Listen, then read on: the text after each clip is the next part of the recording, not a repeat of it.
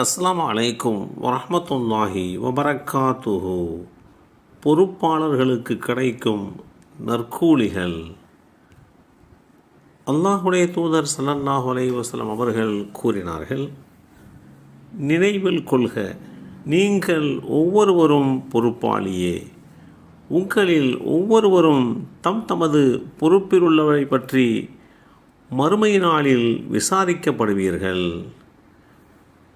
ஒரு பொறுப்பாளர் மக்களின் பொறுப்பாளர் ஆவார். அவர் தம் குடிமக்கள் குறித்து விசாரிக்கப்படுவார். ஒரு ஆண் தன் குடும்பத்தாருக்கு பொறுப்பாளர் ஆவான். அவர் தன் பொறுப்புக்குட்பட்டவர்கள் குறித்து விசாரிக்கப்படுவார். ஒரு பெண் தன் கணவனின் இல்லத்திற்கும் அவனுடைய குழந்தைகளுக்கும் பொறுப்பாளி ஆவாள். அவர்கள் குறித்து விசாரிக்கப்படுவாள்.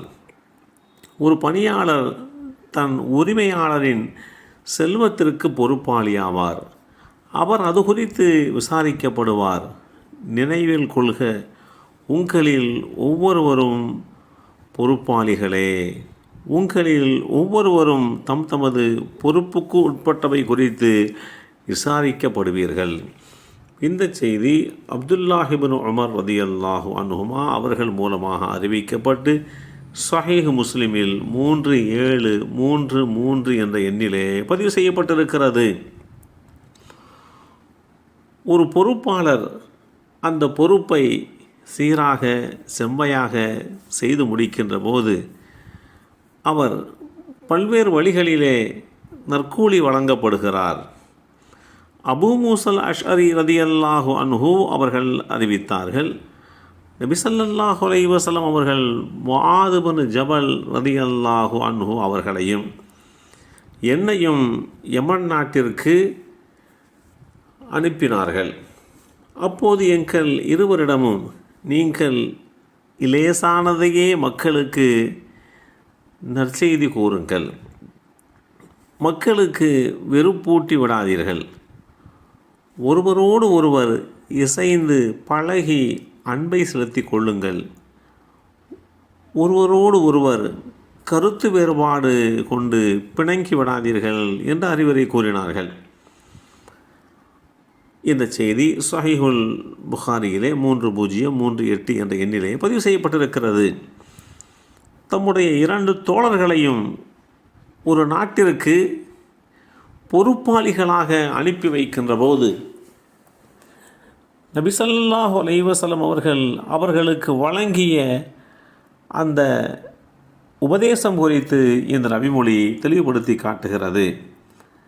மக்களுக்கு மென்மையான வெறுப்பூட்டி விடாத விஷயங்களைத்தான் சொல்ல வேண்டும், அவர்களோடு இசைந்து நடந்து கொள்ள வேண்டும் என்றெல்லாம் அல்லாஹுடைய தூதர் ஸல்லல்லாஹு அலைஹி வஸல்லம் அவர்கள் பொறுப்பாளர்கள் தங்களுடைய நடவடிக்கைகளை எப்படி பாவித்து கொள்ள வேண்டும் என்று வழிகாட்டி தந்திருக்கிறார்கள்.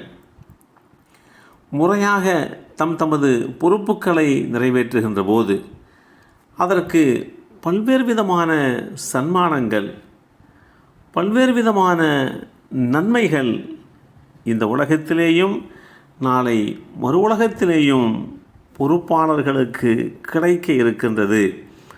அது மிக உயர்ந்த பொறுப்பாக இருந்தாலும் சரிதான், மிக தாழ்ந்த பொறுப்பாக இருந்தாலும் சரிதான், அந்த பொறுப்பை சரிவர அவர்கள் நிர்வகிக்க வேண்டும்.